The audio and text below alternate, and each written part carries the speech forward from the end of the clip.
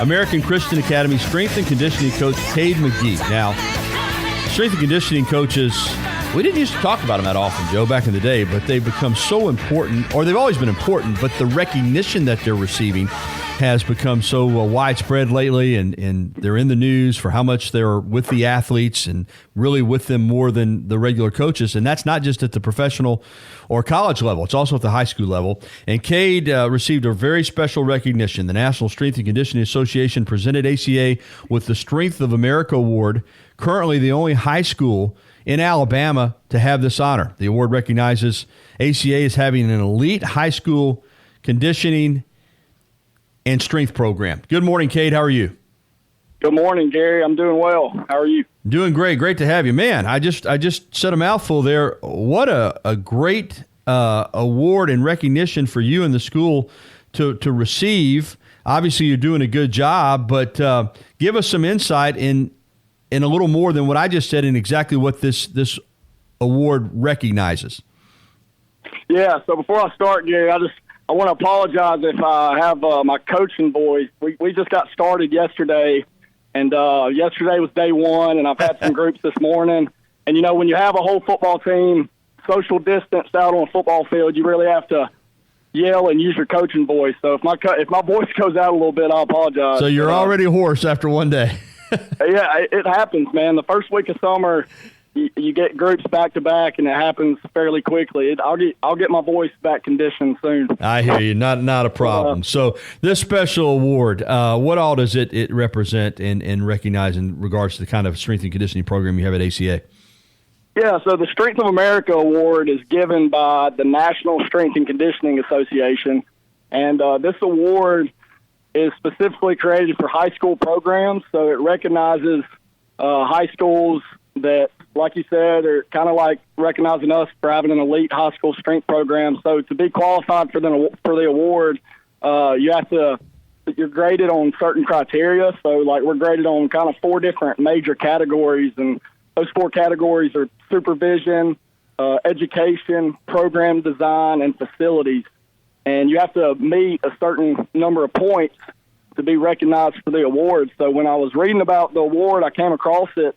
I started looking at the criteria for it, and I thought, we might have a shot at this. So me and my athletic director, Rob Kane, got all the documentation put together on our program design, what we do, and how many kids are involved, and the education that goes through it, and our facilities. We had to send in a lot of pictures to make sure we had different barbells and different weights and things that are, prepared for different age groups, females, males, because we serve 7th grade through 12th grade here. So, that's a wide range of abilities that we have to fulfill. Mm-hmm. So, and this award is recognized for a 3-year period. So we kind of hold the title up until 2023, which is pretty unique. Yeah, it's outstanding, man. It's really special. And as I told you last night on the phone, I want to get out there and do a television story too. Yeah, you mentioned something, 7th through 12th grades. And professional strength coaches at the professional level are dealing with grown men. College strength coaches are dealing with college athletes that are much more mature. But in high school, I mean, you said it.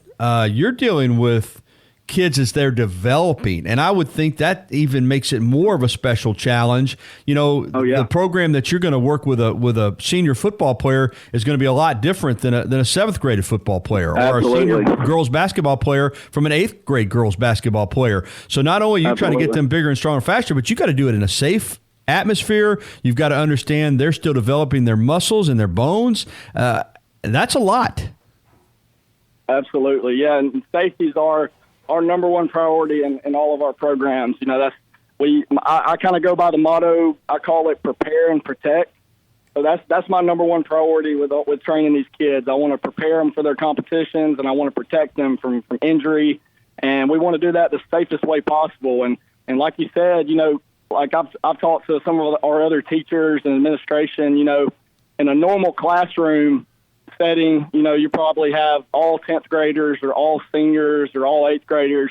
Well, in my classes in the fall, because I teach strength and conditioning as a class, there was one class last year I had a senior softball player training alongside an 8th grade baseball player. So, you obviously can't train those two kids the same way. You got to do it in a safe manner. And I always tell our kids, especially our younger ones, we kind of take like a slow roast crock pot approach to it. We don't want to rush anything because, it's a kind of like a long-term development approach. I want them to be the best they can when they're 17, 18 years old. And if we rush something too fast, we could hold them back from being everything they could be when they're older. So we always preach safety and technique and form in here. We always want to move well before we move strong. And so that is very important. Well, obviously you're doing a great job with it. There's no doubt about it, based on this recognition that you're receiving. Let's talk about football players being back out there training and working out, and not that it's not difficult enough already handling all these different players. As you said, now all of a sudden you've got to deal with proper spacing and wearing masks, and what are the unique challenges that go with trying to condition a football team during a COVID-19 pandemic? Yeah, I mean, it's definitely it's a challenge, but at the same time, Gary, we were so excited just to get back yesterday and today. We're willing to do whatever it takes, whatever measures we have to take just to have the group of kids back training again. So, we're trying to be safe. We're cleaning in between the groups, and I have 6-foot tape everywhere, all over the weight room, and the kids have to wear masks when we're grouped up talking to them, and in the beginning when we're talking to them. But yeah, it's been a challenge, but we're just excited to be back.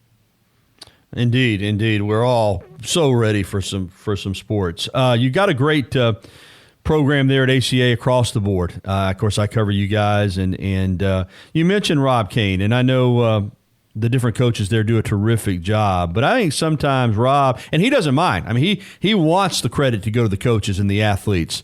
But I've known Rob a long time, and I want an opportunity for you to give him a shout out, because he's the AD there, and he just kind of always just stays in the background.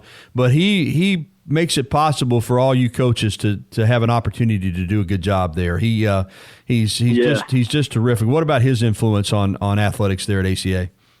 Oh man, I can't say enough good things about Rob. The one thing I can say about Rob is he's got my back 100%, and I feel like I know I have his back 100%. And when you have support from your administration from the top down, who's all in on what the vision you're trying to create for the school.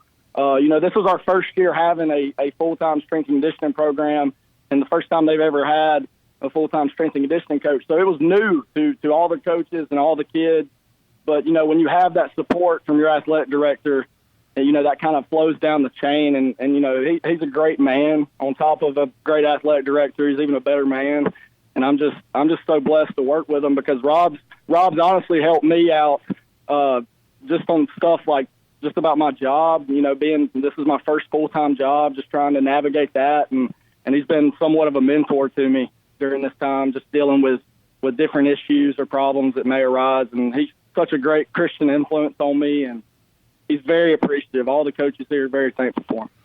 Well, Kade McGee, I know you got to get back to work here in just a couple of minutes, so we appreciate the time. Congratulations on this terrific honor.